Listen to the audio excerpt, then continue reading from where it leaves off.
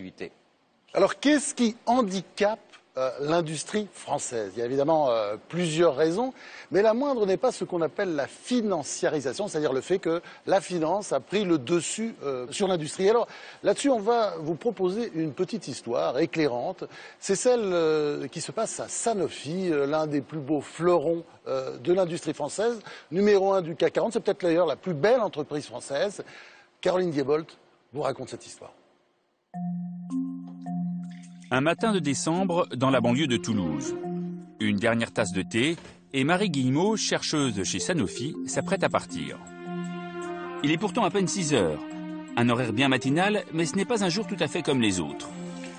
Là, c'est exceptionnel, c'est un peu pour la cause. Non, aussitôt, on aurait du mal, non. La cause, c'est la même tous les jeudis depuis quelques mois. Cette spécialiste du cancer s'est aguerrie à une nouvelle discipline, loin de son laboratoire, la contestation. Sa blouse de chercheuse a pris les couleurs du mécontentement. On y voit la colère, Sanofi, notre PDG, Sanofi qui n'est plus, Sanofi qui existe, la recherche, les chercheurs. Marie travaille chez Sanofi depuis 25 ans. Avec ses collègues, elle a prévu de bloquer l'accès au site de Toulouse pendant quelques heures. C'est du thé, c'est du thé. Ces chercheurs s'inquiètent pour leur avenir. Sanofi prévoit de supprimer plus de 1000 postes d'ici 2015. Et Toulouse pourrait faire partie des sites concernés.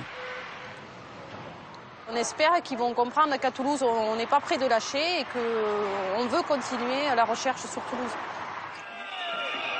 Les chercheurs ont quelques raisons de s'inquiéter. En 2009, un premier plan de restructuration a supprimé près de 3000 emplois. 4 sites ont été fermés ou vendus, soit un tiers des centres de recherche en France. Ces décisions ont provoqué beaucoup d'émoi, car contrairement à d'autres sociétés, Sanofi va bien. C'est même l'une des plus belles entreprises de l'industrie française. Le groupe pharmaceutique est le numéro 1 européen du secteur. On lui doit un célèbre antalgique. Cette petite boîte jaune est le médicament le plus vendu en France. Et qui n'a pas dans son armoire à pharmacie au moins un produit du groupe? Les laboratoires sont même leaders mondiaux pour la fabrication des vaccins. Sanofi est né en 1973. C'est alors une petite filiale d'une dizaine de personnes du groupe pétrolier Elf. À force d'acquisition et de fusion, la PME va conquérir la France. En 2004, son OPA sur le groupe Aventis fait entrer Sanofi dans le club des multinationales. Il passe du 18e au 3e rang mondial, derrière Pfizer et GSK. Aujourd'hui, Sanofi emploie 114 000 personnes dans le monde, dont 28 000 en France. Mais surtout, c'est un groupe qui fait de gros bénéfices, plus de 8 milliards d'euros, soit 25% de son chiffre d'affaires. En novembre, il a même créé l'événement à la bourse, en délogeant Total de la plus grosse capitalisation du CAC 40. Une consécration, au moment où l'entreprise est à un tournant de son histoire. Les grandes molécules qui ont fait sa fortune tombent dans le domaine public et deviennent des médicaments génériques. Pour préparer l'avenir, la recherche est donc plus importante que jamais. Alors pourquoi supprimer des postes? Précisément parce que cette recherche n'est plus au niveau. C'est du moins l'argument de la direction qui veut intervenir avant qu'il ne soit trop tard. Il nous faut impérativement restaurer le taux de succès de notre recherche. Aucun médicament significatif n'a été mis au point par Sanofi au cours des 10 dernières années. C'est notre organisation aujourd'hui qui ne permet pas effectivement de transformer notre recherche en taux de succès. Des laboratoires devenus inefficaces. Pour les chercheurs de Toulouse, l'argument est irrecevable. Laurence Millet, chercheuse en biochimie et déléguée syndicale, pense même que c'est l'inverse. S'il y a des difficultés, c'est à cause des restructurations.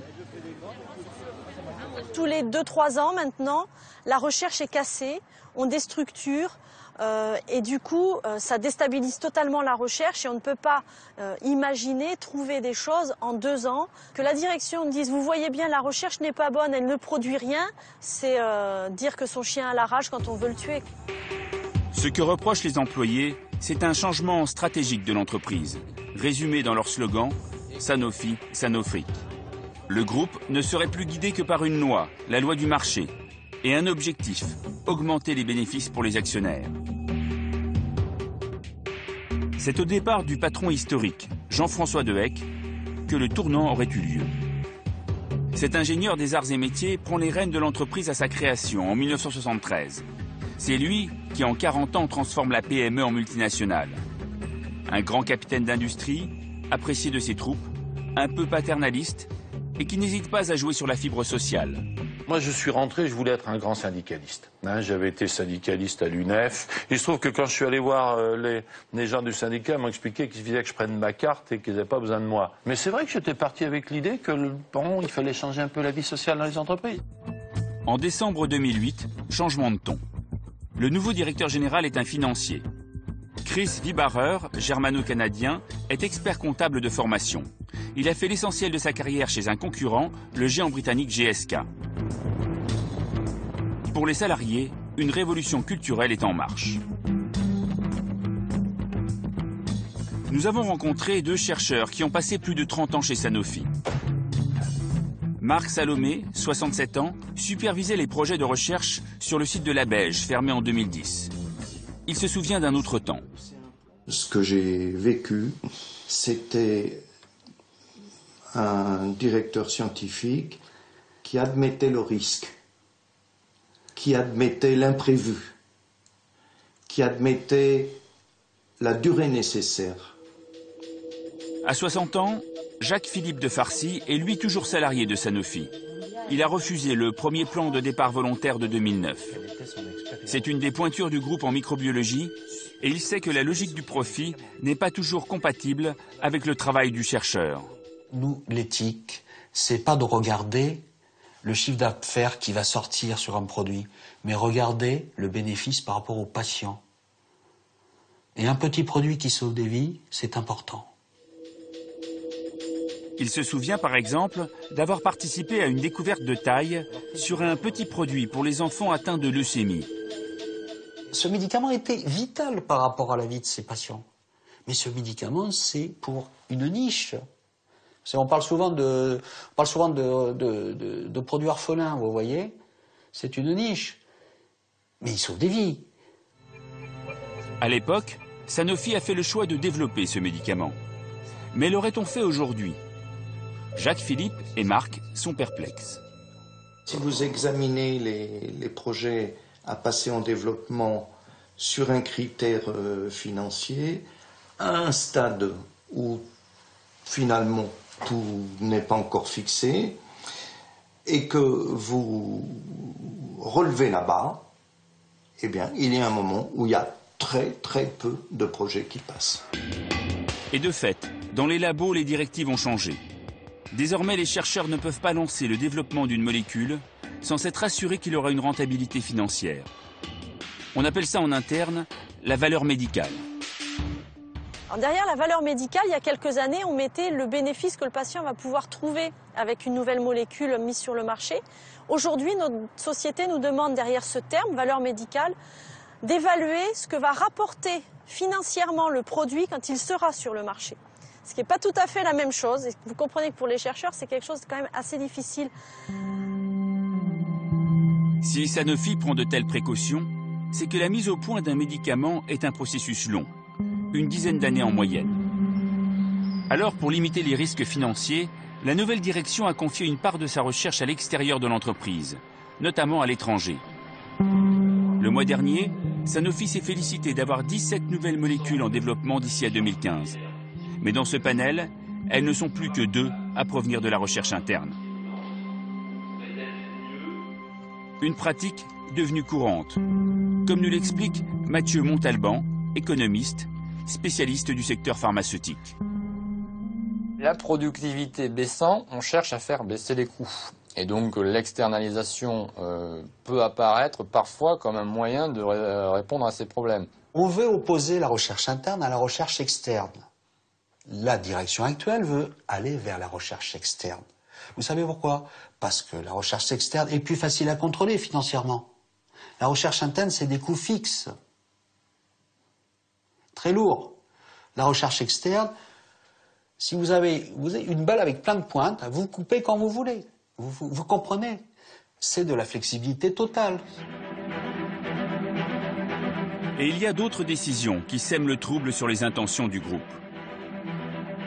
Sous sa marque Enobiol, acquise en 2009, Sanofi prépare le lancement d'une boisson beauté avec un autre géant, Coca-Cola. Un produit censé améliorer l'éclat des cheveux ou du teint, bien loin des vaccins ou des médicaments qui font la notoriété de l'entreprise. Un grand écart que les chercheurs ne comprennent pas. Qu'une entreprise pharmaceutique qui vend un Lantus pour traiter le diabète s'associe avec quand même peut-être le premier fournisseur au monde qui crée du diabète et de l'obésité, c'est un petit peu difficile pour nous chercheurs, quoi. Voilà, c'est une association contre nature, on va dire. Pour la direction, lancer un produit beauté est un pari moins risqué que la mise au point d'un médicament. Et le patron du groupe a des engagements à tenir, car il a fait de généreuses promesses à ses actionnaires. Nous avons également fait un engagement d'avoir un payout de 50% pour les dividendes. En un an, le dividende des actions va passer de 35 à 50%. Les laboratoires européens ont essayé de rattraper le niveau de distribution de dividendes des laboratoires anglo-saxons. Pourquoi? Eh bien, c'est pour satisfaire l'actionnariat, évidemment, fidéliser les actionnaires. C'est-à-dire que le cours de bourse ne soit pas trop fluctuant et donc qu'on maintienne sa participation. Et c'est bien cette nouvelle logique financière qui désole les chercheurs de Sanofi. On ne veut pas être condamné, parce qu'on a bien travaillé, on a toujours bien travaillé, on s'est même adapté à la politique et à la stratégie de M. Vibara. On ne veut pas être condamné pour des stratégies financières. Les chercheurs ne sont pas les seuls à s'inquiéter de cette nouvelle stratégie. À l'Assemblée nationale, on suit le dossier de près. Catherine Lemorton, députée de Haute-Garonne, est pharmacienne de formation. Elle rappelle que les industries pharmaceutiques ne sont pas des entreprises tout à fait comme les autres. Ce n'est pas une entreprise automobile. Voilà, c'est-à-dire que quand on accepte une autorisation de mise sur le marché d'un médicament, quand on accepte un prix de remboursement, eh bien, le fait de mettre le médicament sur le marché, ils sont assurés que le produit va être prescrit et remboursé. Donc ils sont solvabilisés par la solidarité nationale, c'est-à-dire les cotisations des salariés. Comme elle est présidente de la commission des affaires sociales à l'Assemblée, Catherine Lemorton a convoqué les deux partis pour leur demander de s'expliquer. Le matin, les syndicats enfoncent le clou. Sanofi n'est pas une entreprise en difficulté.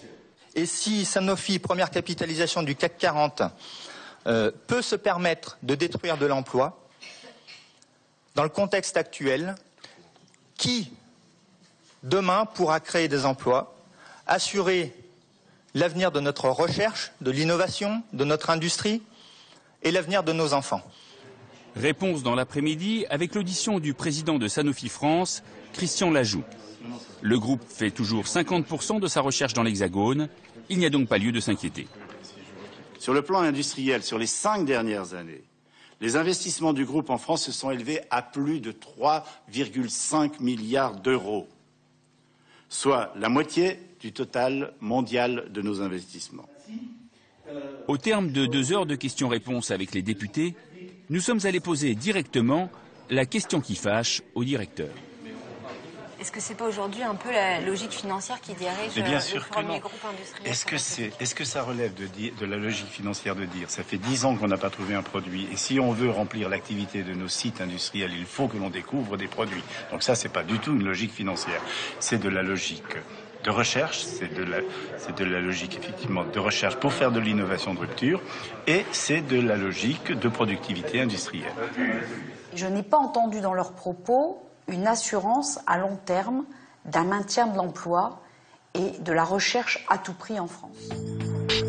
Alors Sanofi, logique industrielle ou logique financière? Alors Philippe de Sertine, qu'est-ce qui se passe donc dans ce joyau de l'industrie française? Il se passe effectivement que la recherche et le développement, la R&D comme on l'appelle, qui est dans ce type d'industrie l'élément absolument stratégique. Ouais. C'est ça qui vous fait gagner, évidemment, dans de nombreuses années, parce qu'on l'a bien dit, ça met du temps avant d'avoir, on va dire, une faisabilité économique. Eh bien, la recherche et développement pose un vrai souci en termes de gestion, justement, dans le temps. Et là, on voit effectivement dans le reportage toute la difficulté d'arriver à concilier, parce que je crois qu'évidemment, il faut bien le dire, c'est conciliable. L'approche financière et l'approche économique, l'approche industrielle, c'est conciliable, mais c'est compliqué, notamment quand on est dans des cycles très longs, comme c'est le cas ici dans l'industrie pharmaceutique. Louis Schweitzer, vous êtes un spécialiste aussi de la pharmacie. En effet, pas seulement de l'automobile. J'ai présidé une entreprise pharmaceutique importante pendant 7 ans. Moi, je crois que le problème de Sanofi Aventis, illustré par ce reportage, est un vrai problème. Je crois que ce n'est pas un problème propre à la France. C'est-à-dire ce qu'on a vu sur Sanofi Aventis se retrouve dans des entreprises allemandes de pharmacie, les entreprises britanniques de pharmacie, les entreprises américaines et suisses de pharmacie. Et il y a 2 sujets distincts. Premier point, un équilibre interne-externe. C'est un problème de gestion. Il faut de la recherche externe et de la recherche interne. Le second point, c'est que quand dans des tâches de long terme, on exige des rendements des capitaux de plus de 10%, c'est sûr que l'on condamne la recherche et développement, parce que la recherche et développement, dans ces domaines-là, elle est marquée d'incertitude, elle a des rentabilités à 10, 15, 20 ans. Et effectivement, la contrainte financière des actionnaires conduit presque toutes les entreprises pharmaceutiques du monde à réduire leur recherche et à donner plus d'argent aux actionnaires. C'est la faute au marché. Il faut dire les choses. Oui, au marché. Oui, alors les marchés, ce que demandent les marchés. Marchés financiers. Ce qu'on appelle les marchés, ce ne sont pas des objets abstraits, ce sont des gestionnaires de fonds d'investissement et de fonds de retraite qui exigent effectivement des rentabilités, des rendements. Et si une entreprise n'a pas ces rendements, eh bien ses dirigeants et l'entreprise sont sanctionnés. Agnès Benassi-Carré.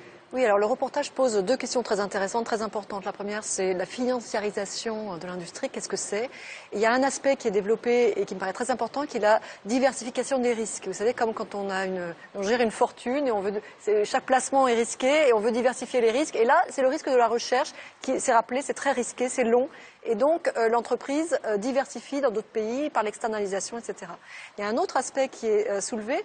Et je pense que beaucoup de gens se posent la question, comment peut-il se faire qu'une entreprise qui fait des profits, une multinationale qui fait des profits, puisse réduire l'emploi? Et je crois que c'est quelque chose de très difficile à comprendre pour une multinationale, parce que le profit, dans le cas de Sanofi, n'est pas réalisé en France.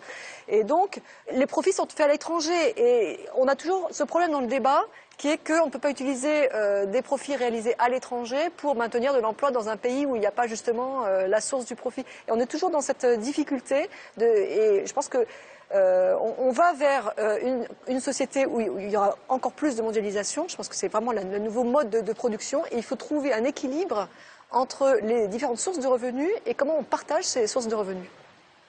Julia. Justement, nous, ce qu'on a fait, c'est qu'on a regardé les derniers chiffres, les dividendes et les revenus de Sanofi, voir leur évolution sur les dernières années. Si vous regardez les bénéfices de Sanofi entre 2004 et 2011, on s'aperçoit qu'en fait, ils sont restés assez stables, autour de 5 milliards d'euros par an. On a eu des petites variations, mais à l'arrivée, le niveau de 2011 est égal au niveau de 2004. Qu'en est-il du dividende? C'est-à-dire combien Sanofi verse à chaque actionnaire pour chaque action de Sanofi possédée par an? Eh bien, en 2004, on versait 1,2 € par action. En 2011, 2,65 € par action. Les dividendes ont littéralement doublé.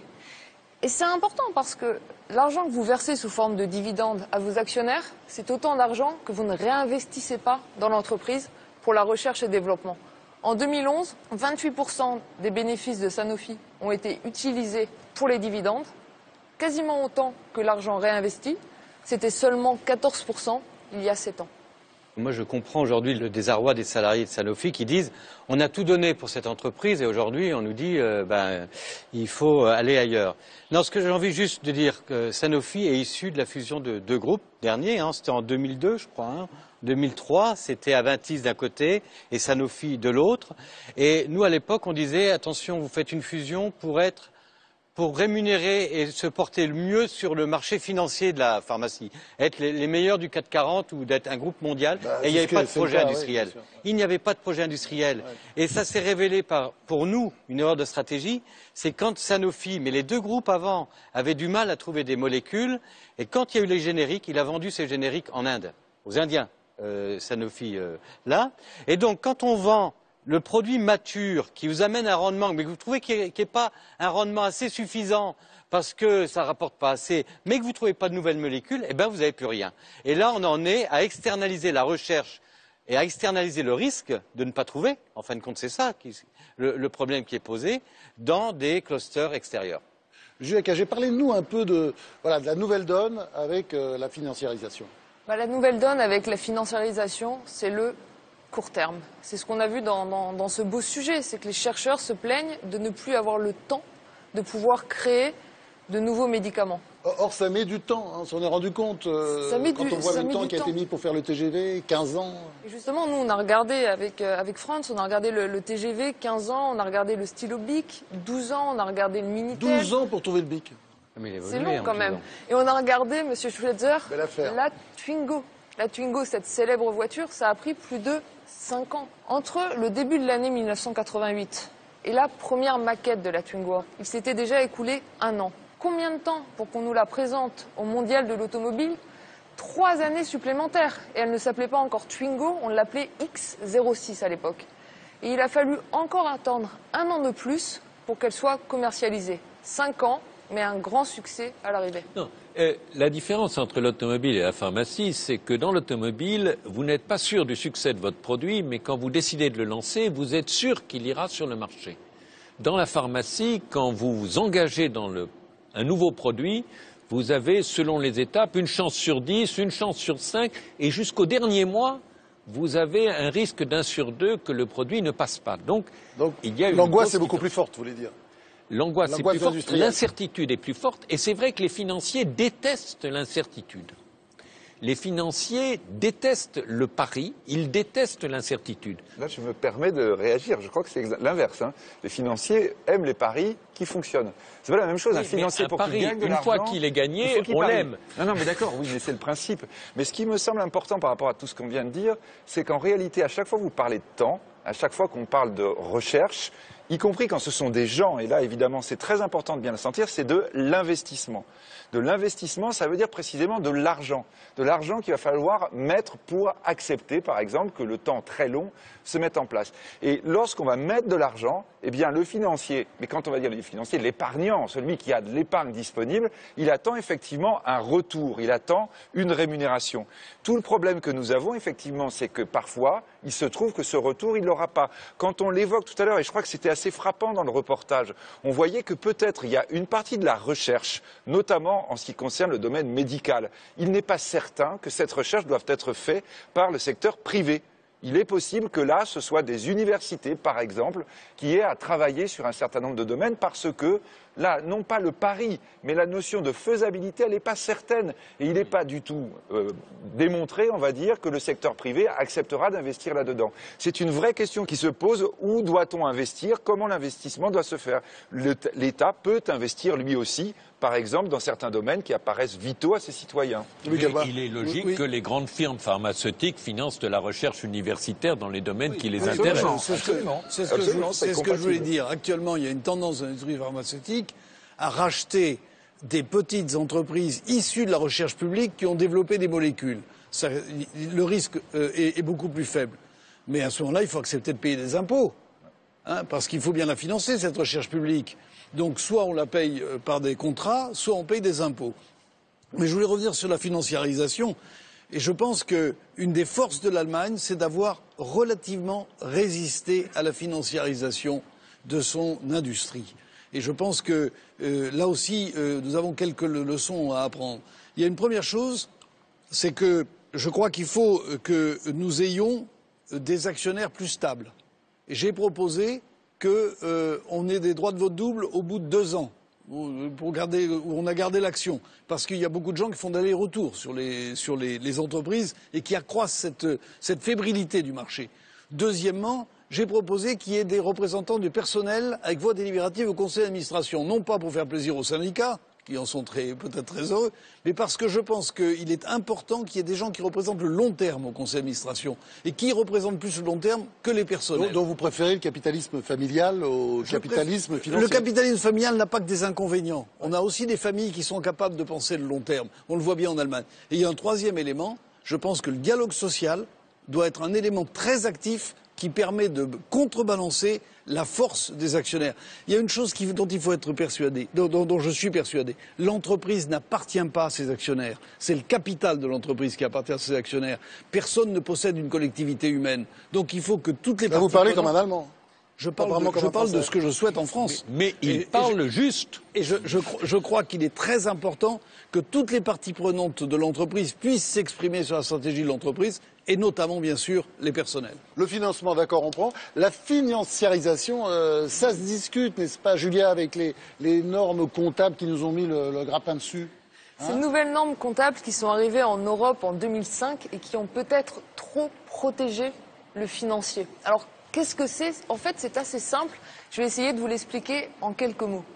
Les normes comptables, c'est un peu l'équivalent pour une entreprise du document que vous recevez chaque année avec votre feuille d'impôt qui va vous expliquer comment la remplir. Prenons l'exemple d'un boulanger. Le boulanger, quand il va remplir l'équivalent de sa feuille d'impôt, il faut savoir dans quelle case il va mettre la farine, la levure qu'il utilise tous les jours pour faire son pain. Ça sera les consommations intermédiaires. Alors il y a aussi son four. Son four, c'est un investissement qui ne va pas avoir la même valeur l'année de son achat que 10 ans plus tard. Et en 2005, on a changé le système de normes comptables en Europe. On a arrêté de considérer l'entreprise comme quelque chose qui crée de la valeur, de la richesse. Donc on a arrêté de mettre l'accent sur le nombre de baguettes qui étaient produites tous les jours par la boulangerie et à quel coût. Et on s'est mis à mettre l'accent sur la valeur de la boulangerie. Si je prends des parts dans votre boulangerie, à combien je vais être capable de les vendre sur le marché demain? Et ça a eu des conséquences inattendues. Prenons l'exemple de Michelin, un des fleurons de l'industrie française. Du fait du changement de normes comptables, en 2005, sur le même bilan, sur les mêmes résultats, le changement de normes a fait passer l'endettement de Michelin de 69% à 93%. Tout ça pourquoi? Parce qu'on a voulu avant tout protéger les investisseurs internationaux, les marchés financiers qui veulent jouer au poker mais en ayant seulement des bonnes cartes en main, qui veulent gagner un maximum d'argent mais en prenant un minimum de risques. Magnifique démonstration. Oui, elle est formidable. Je suis absolument pas d'accord. Alors dites pourquoi alors? Je suis absolument pas d'accord. Enfin, je crois que vraiment là, par rapport à l'histoire des normes comptables, qu'est-ce qu'a fait l'Europe? L'Europe a commencé par créer l'euro. Elle a créé l'euro avec l'idée qu'une monnaie stable allait pouvoir précisément attirer les investisseurs du monde. Et juste après qu'on a fait ça, on a dit pour que les investisseurs viennent, on doit leur parler tous européens le même langage. Un langage, qui soit le même en Europe, et c'est effectivement l'avancée très importante de 2005, et deux, qui soit un langage qui permette aux investisseurs de dire on comprend à peu près ce que nous attendons, quelles sont les contraintes qu'on va mettre sur les entreprises.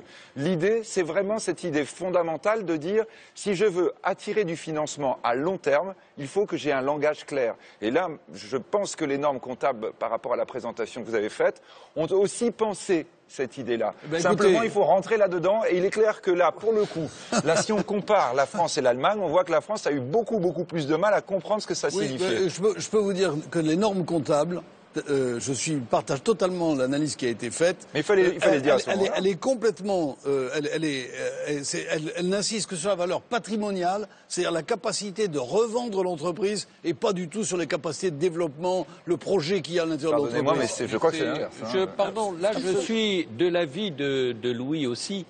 Ça arrivera assez souvent ce soir. Je suis entre les deux, moi. Parce que je regarde les banques. Effectivement, l'évaluation que font les normes, c'est-à-dire quand la bourse baisse, le bilan, la valeur, les actifs d'une banque baissent. Et du coup, elle peut prêter encore moins. Et donc, c'est un effet qu'on appelle procyclique, c'est-à-dire que les normes comptables incitent les banques à faire une politique qui va à l'encontre de l'intérêt de l'économie. Et donc, cet aspect procyclique des normes est, à mes yeux, un élément déstabilisant de l'économie. Alors,